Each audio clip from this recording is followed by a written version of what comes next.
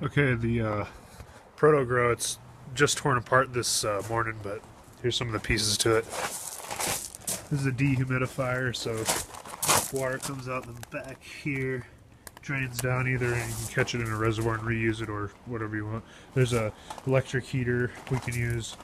These are misters, patio misters. We got all kinds of stuff. We got fans. This is to run our fans. This all plugs into this driver.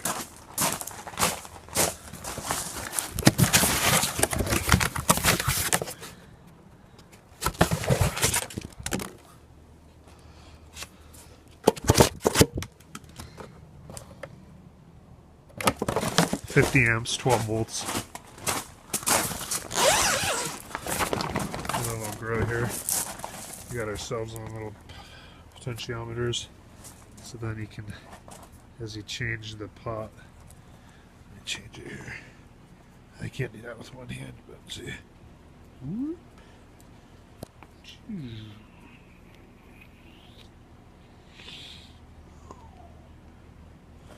From 10% to 100%. These are my smart grow technologies. Okay, it's 10%. What we're going to do is this automatic valve. See, this whole hydroponic system. First of all, we'll start over here. Here's our CO2 we suck in just through this cord to this relay. And this relay plugs into here. Boom. And the top wires coming off of the relay go into the control box here, and then that automatically tells stuff what to do, program it and stuff. CO2 that will be controlled automatically from this because we have a CO2 meter inside. We got the water for your intake with a check valve on it, so the pump doesn't get, keeps having water, and I got to put a check valve in here. This is the intake pump. Then you got your outtake pump in here. That's your outtake pump. It's just a 3/4 horsepower submersible pump. So yeah, then you got your drain coming out, your input water coming in. So then it pumps up there, fills here, flicks that switch. Then the action turns this valve on. This valve fills up these trays.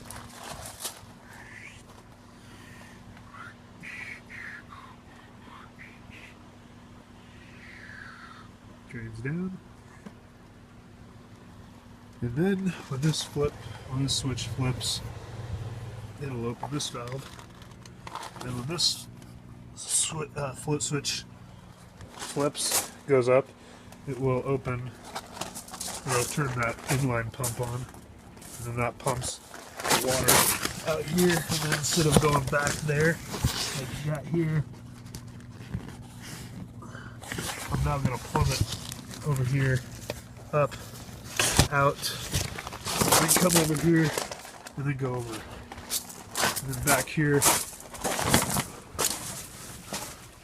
This is where the dehumidifier goes back here. I have to put that there, but for now I have it out because I'm kind of doing some remodeling. This is a propane heater. This is cool for CO2, but sometimes it enriches the air too much. Got vents going in and out. Got cold vent in, hot vent out, and then I got this filter here. This is for the outtake water. This gets clogged, and I need to put a check valve right there so that this water, so it doesn't get empty and create a vacuum in the pump, air bubble it, or air bubble in the back here. So we got the CO2 meter here. This has an ESP in it, which is a little Wi-Fi device, shoots a signal out, and then this is a 12-volt inverter for now, but I just have to put a little wall wart or inverter on there. So pretty chill. We got camera here, super basic, like just cameras that you hook up and they go all around and do that. And then we have these little fan mounts we made. and 3 fans here. Then you can put a fan over here, also a fan over there, fans up here. Then we have that inverter I showed you earlier to plug it all into. Alright, well, without wasting any more time, I think I'm out of here. Yeah, see the ballasts are like hung up here, all the 240, and then I can like control them all from my controller over here. Let me show you real quick. First I gotta find it.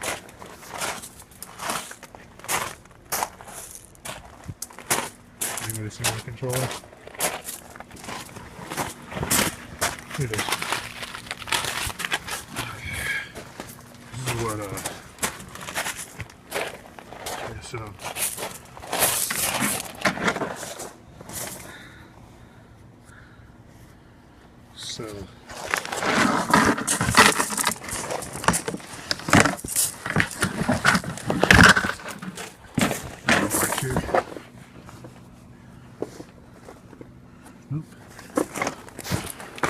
we'll just go in here.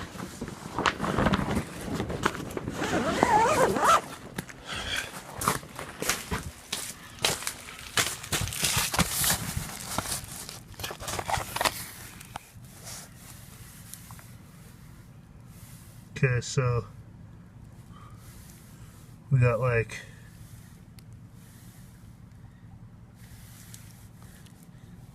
sensors. I have all my sensors here. Soil temp 62, level 2 temp 64, upper floats down, bottom floats down. I've just refreshed it. Okay, CO2 653 ppm, level 2 temp 68, soil temp 62, top temp 58, humidity 33, temperature 82. And then I'll show you we can turn stuff on and off by going over to the appliances menu, and then to make like actions, go to the actions menu, and then for instance oops, this one,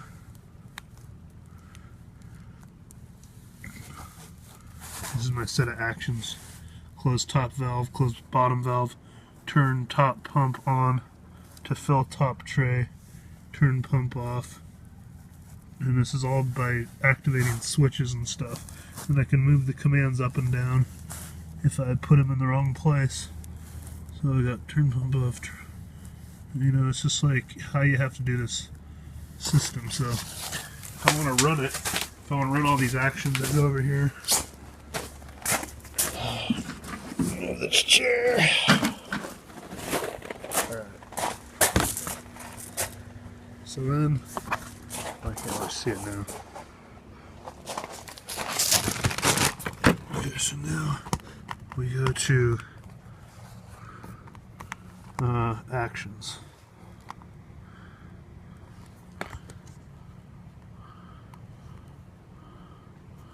Okay, now we'll go to flood and drain tent 2. And push run.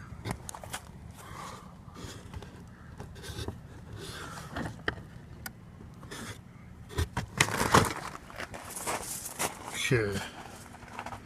So that turned the tent on. I'm not pushing water out of these pipes and stuff.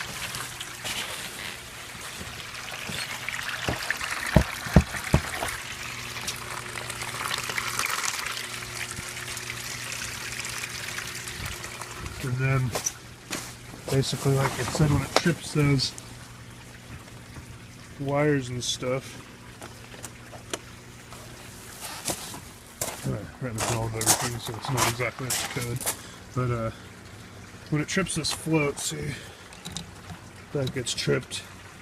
Then, like, you have to wait a minute or so for the signal to go, because I think it transfers every minute, and then it'll turn that on and pump water out of here. You put these little valves on. See? That valve's opening. Now it's the water's flowing down into these ones. So Now it's going to fill these trays until the bottoms of these about right there. And then if I trigger this one down here when the water fills up here, then this valve will open down here in about 30 seconds or a minute. And then when that one fills down here, I have the pump the water out back into the tank. Now if you want to just control your appliances, then you can go to your appliance menu right in hardware, and then you have all your appliances, so you can do whatever you want, you know. Turn your pumps on, dehumidifiers, lights. So I'll turn the water back on. Oh, you have turn the vents on. See these vents just kicked on, and they're set to come on every half hour for 30 seconds, or when the temperature gets above. See, now I'll turn the vent off. Just turned off.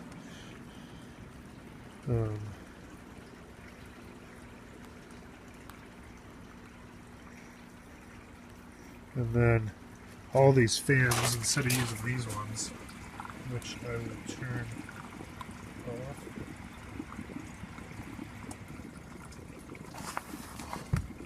As you can see.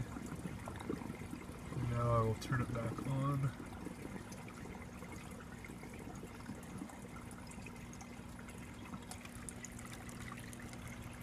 There it goes again.